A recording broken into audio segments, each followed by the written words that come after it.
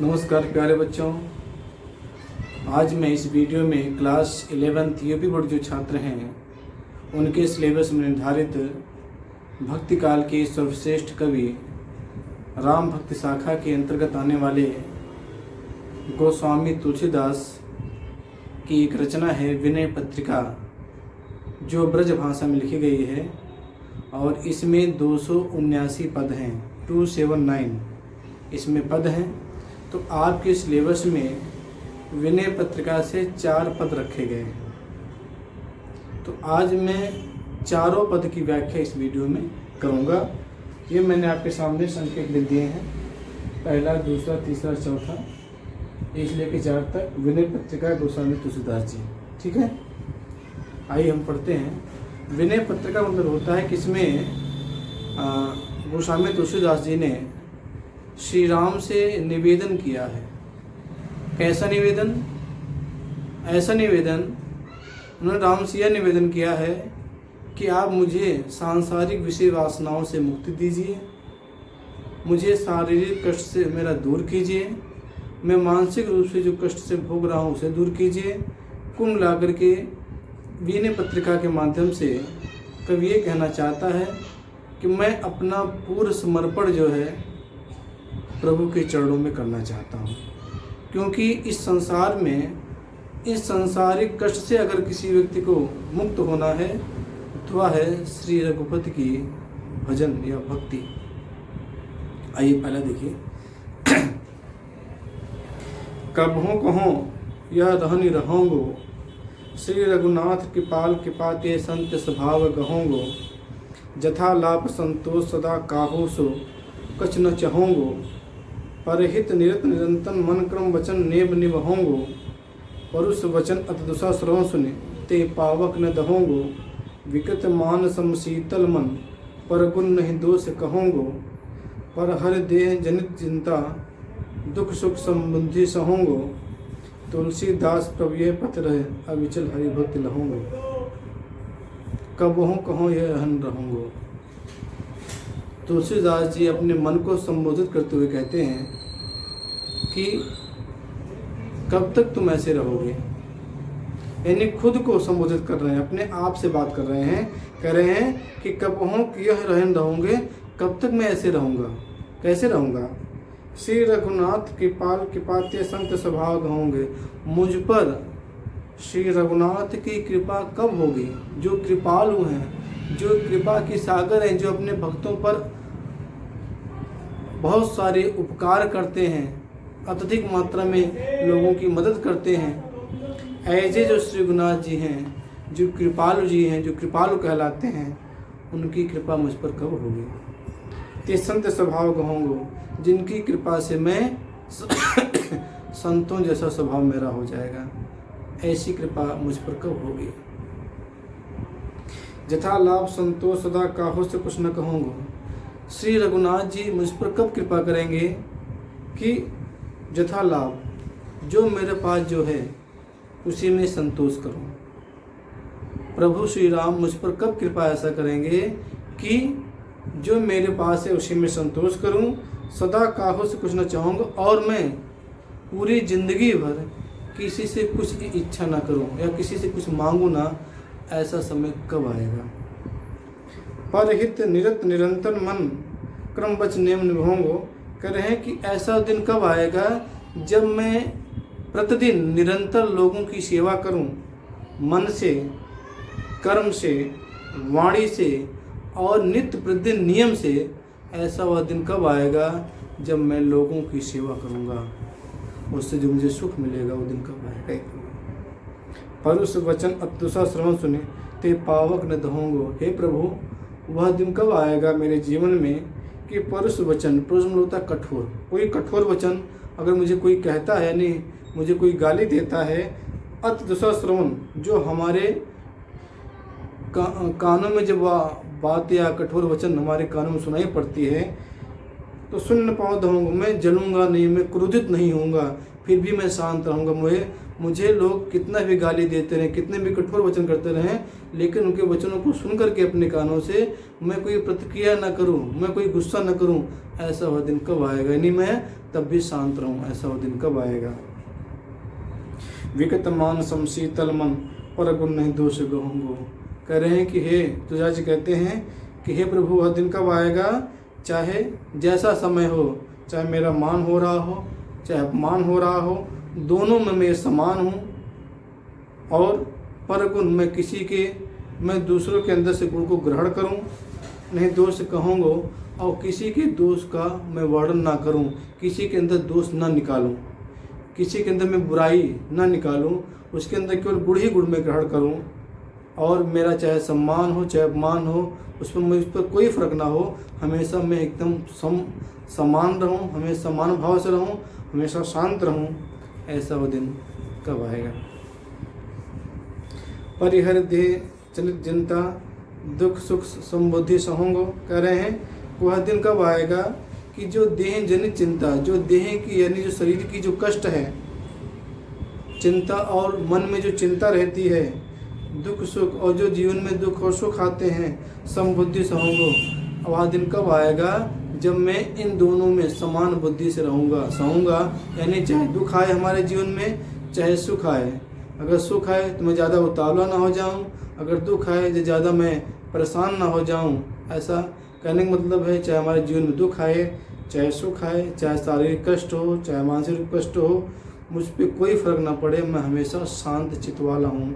ऐसा दिन वो कब आएगा? तुलसीदास प्रभु यह पति रही अवचल हरिभक्त लहोंगो।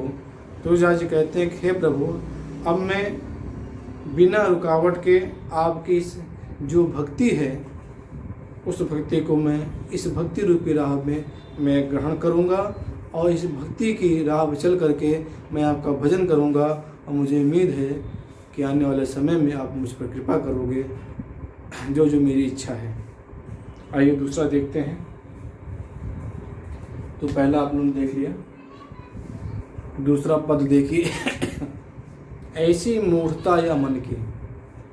यहाँ इस पद में फिर कवि जो है अपने आप से बात कर रहा है, अपने मन को संबोधित कर रहा है। कह रहा है ऐसी मूर्खता या मन की, परिहरि राम भगत सुर सरिता, आस करत ओष्कन की, धूम समूह निरख चातक ज्यों तिसन जान मत घन की, नहीं तह शीतलता ना बारे पूर्ण हानि होति लोचन की, जो गज काच बिलोक से क्षण छाह आपने तन की, टूटत अति आतुर आहार बस छत विसारी आनंद की, कह लो कहों कुचाल कृपा निधि जानत हों गद मन की, तुलसीदास पर भरो दुसा दुख करो लाज निज मन की। तुलसीदास जी कहते हैं, अपने मन को संबोधित करते हुए कह रहे हैं, अपने आप से बात कर रहे हैं, ऐसी मूर्खता या मन की, ये जो मेरा मन है ये मूर्खता वाला कार्य कर रहा है। मूर्खता मतलब तो मूर्खता, मन अपने मन को कह रहे हैं, कहने मेरा जो मन है वह मूर्खता वाला कार्य कर रहा है। कैसे? परिहरि राम भगत सुर सरिता, आस करत ओष्कन की, जिसके पास राम भगत रूपी गंगा है, जिसके पास राम भगत रूपी गंगा है, उसे छोड़ करके आस करत ओष्कन की, वह ओस की बूंदों से अपनी प्यास बुझाना चाहता है, तो उससे बड़ा मूर्ख कौन होगा? जिसके पास पवित्र पावनी गंगा जैसी राम भक्ति हो, जिसके पास उसको त्याग करके ओस की बूंदों से अपनी प्यास बुझा रहा हो, उससे बड़ा मूर्ख कौन होगा? करें धूम समूह निरख चातक ज्यों तिसन जात मन घन। जिस प्रकार जो चातक पक्षी होता है, वह कभी जो है आसमान में धूम समूह मतलब धुएं के गुब्बार को देख करके, जो चातक पक्षी जो पपीहा पक्षी होता है, वह आसमान में अगर धुएं को बहुत सारे धुएं के गुब्बार को देख करके और उसकी तरफ उसे बादल समझ ले, तिस्सित जान मत घन की, उसे घन मतलब बादल, उसे बादल समझ ले, यानी उस जो धुआं आसमान में उठ रहा है उस धुएं को बादल समझ करके अपनी प्यास बुझाने का प्रयास करे, तो उससे क्या होगा? न त शीतलता ना बार पुनहान होत लोचन की, ना ही उसे बार मतलब उसे जल मिलेगा, ना ही उसे शीतलता मिलेगी, बल्कि उसकी आँखों का नुकसान होगा, क्योंकि वो तो बादल है नहीं, वो तो धुआं है। जब जैसे कोई चातक पक्षी आसमान में बहुत सारे धुएं के समूह को देखकर ये समझ जाए कि बादल है, इससे बारिश होगी, इससे हमारी प्यास बुझेगी, और उसकी आशा से वह उस तरह अपना मुंह फैला दे, और उससे क्या होगा, ना ही उसे बूंदें मिलेंगी, और उन बूंदे यानी पानी पीने से ना ही उसे ठंडक या शीतलता मिले, क्योंकि धूम में कभी बारिश नहीं होती, होता है बादल हमेशा बारिश होता है। इससे जात मन गन की पुण्य हाथ लोचन की, इससे न उसकी प्यास बुझेगी, न उसके शरीर को ठंडक मिलेगी, बल्कि उसके नेत्रों की हान अलग से होगी। आगे देखिए, ज्यों गज काच बिलोक सेन जड़ छां आपने तन के। कह रहे जैसे कोई बाज पक्षी हो, कह रहे गज कांच। गज मतलब होता है दीवार, कांच मतलब होता है कांच की दीवार कोई हो, इस पे कोई दीवार ऐसी हो जिस पे कांच लगा हुआ हो। कह रहे हैं ज्यों गज कांच बिलोक सेन मतलब होता है बाज पक्षी से बोलते गिद्ध बोलते हैं। जड़ छां आपने तन की, जैसे कोई बाज पक्षी हो और जिस दीवार पर कांच लगा हो, उस कांच पर वह जब अपनी परछाई को देखता है बाज पक्षी, ध्यान दीजिएगा, ज्यों गज कांच बिलोक मतलब देखना, सेन मानो गिद्ध या बाज पक्षी से बताते हैं। जड़ छां आपने तन की, जब कोई गिद्ध पक्षी, छां मतलब परछाई, जब अपने परछाई, तन मतलब शरीर, जब कोई गिद्ध पक्षी अपने शरीर की परछाई दीवार पर लगे हुए कांच में जब देखता है तो करता क्या है, टूटत अति आतुर आहार बस क्षति विसार आनंद की। जो अत्यंत भूखा है वह जो है उस कांच की दीवार पर टूट पड़ता है, और उससे क्या होता है, क्षति विसार आनंद की, और उसके जो है मुख की हानि होती है, यानी उसका मुख जो है, यानी जो उसकी चोंच मुख जो है वो नुकसान हो जाता है, चोट लग जाती है। वो मूर्खता वाला ही कार्य का, वो समझता है कि कोई दूसरा गिद्ध है, उसे खाने के लिए दौड़ता है, जिससे उसका खुद का नुकसान हो जाता है। कहन लो कहूँ कुचाल कृपा ने जानत हूँ गत मन की। तुलसीदास जी कहते हैं कि हे प्रभु, मैं अपने अंदर की जो दुर्बुद्धि है, जो कुबुद्धि है, जो दोष है, कहन लो कहाँ कुचाल मतलब तक कुबुद्धि, दुर्बुद्धि, दोष, बुराई, कृपा निधि जानत हो गत मन की। कृपा मतलब जो कृपा के सागर है, यानी श्री राम। हे तुलसीदास जी कहते हैं कि हे कृपा के सागर श्री राम जी, मैं अपने दुर्बुद्धि का, अपने दोष का, अपने बुराई का मैं वर्णन कहाँ तक करूं, जानत होंगे तो मन की, क्योंकि आप तो अंतर्यामी हैं, आप मेरे मन की दशा जानते होंगे, आपको बताने की जरूरत नहीं है। तुलसीदास पर भरो तो सौ दुख करहूँ लाज निष्पन्न की। तुलसीदास जी कहते हैं, हे प्रभु, मेरा जो असहनीय दुख है, जो अपरंपार जो मुझे शारीरिक कष्ट या मानसिक जो कष्ट मिल रहा है, उसे हर लीजिए, हरहूँ दुसा दुख, उसे हरण कर लीजिए, उसे मिटा दीजिए, करहूँ लाजपन की, और अपनी प्रतिज्ञा को पूर्ण कीजिए, क्योंकि आप जो हैं अपने भक्तों के दुख नहीं देख पाते, उनके दुख को तत्काल दूर करते हैं। और इसी तरह से आप मेरा जो सांसारिक कष्ट है, जो शारीरिक कष्ट है, और जो मानसिक कष्ट है, दैहिक, दैविक, भौतिक, 3 प्रकार के ताप माने गए हैं। दैहिक, दैविक, भौतिक, ये जो 3 प्रकार के ताप हैं, इससे मुझे छुटकारा दीजिए।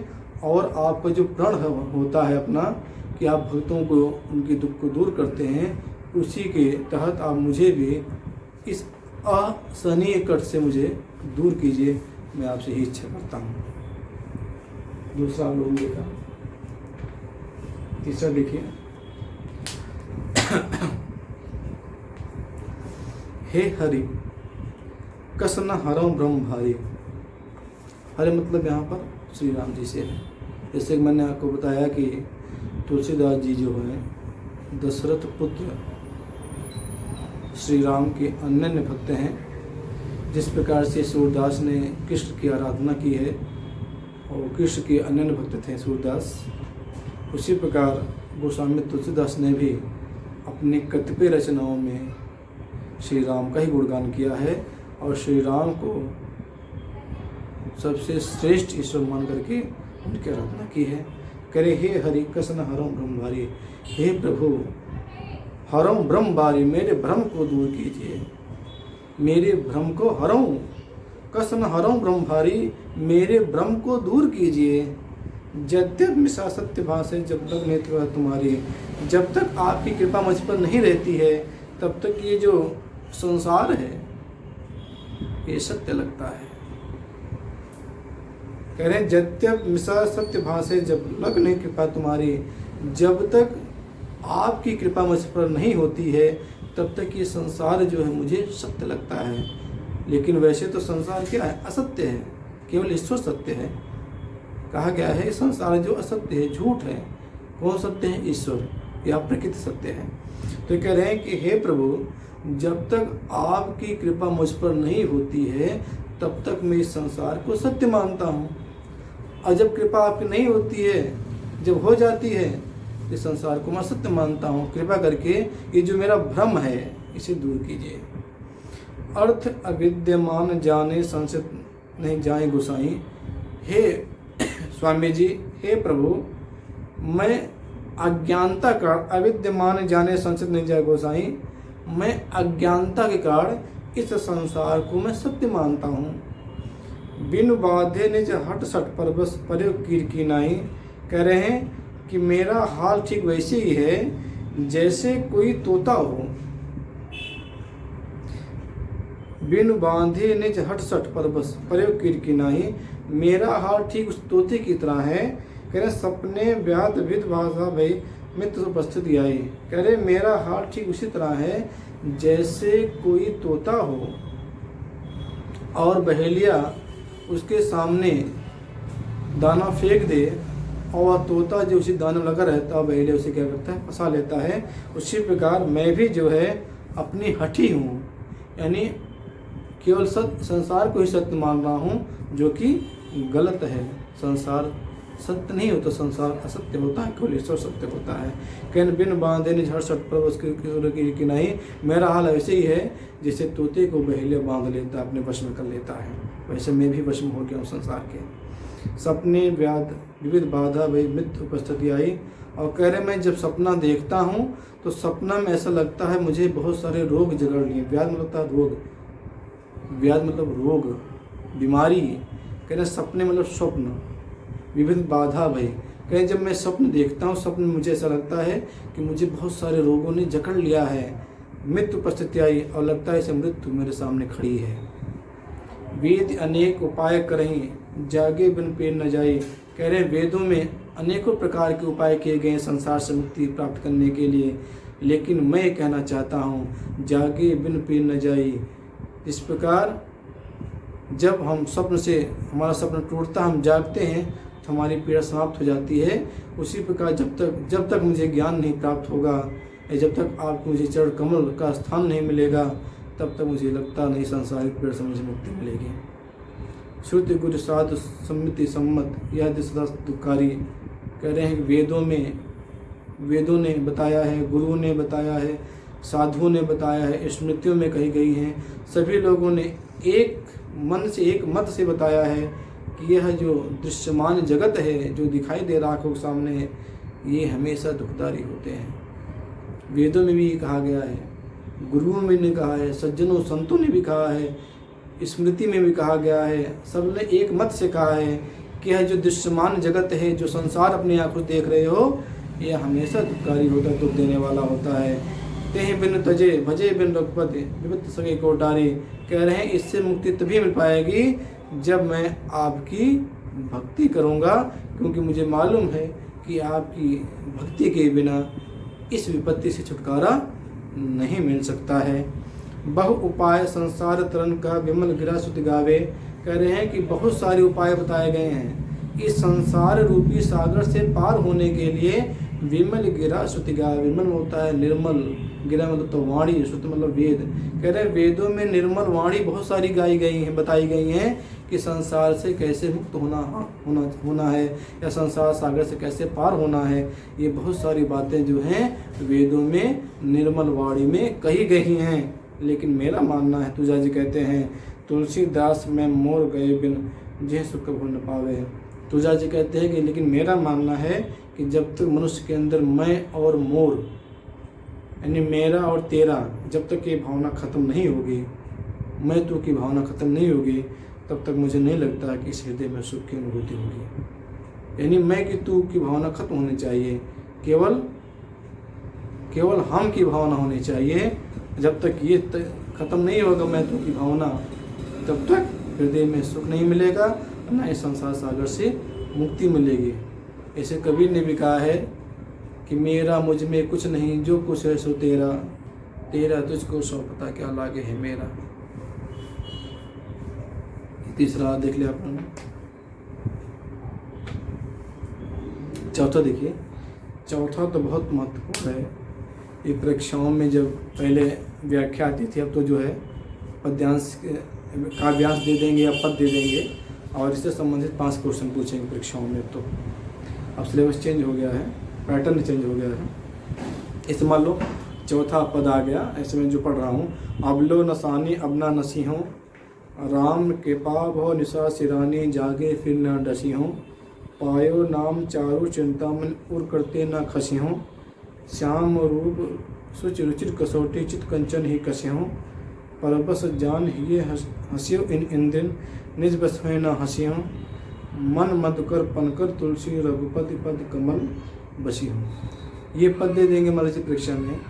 ये पद देने के बाद इससे संबंधित 5 क्वेश्चन पूछ लेते हैं। तो जो 5 क्वेश्चन का जो जवाब देना होता है इसी पद के अनुसार आपको देना होगा, लेकिन आप तभी दे पाएंगे जब आप पद की व्याख्या अच्छी तरह से जानते होंगे तभी। आइए देखते हैं चौथा, अबलो नसानी अब ना नसी हूँ। तुलसीदास जी प्रभु श्री राम से कहते हैं कि राम हे प्रभु, अबलो नसानी अब ना नसी हूँ।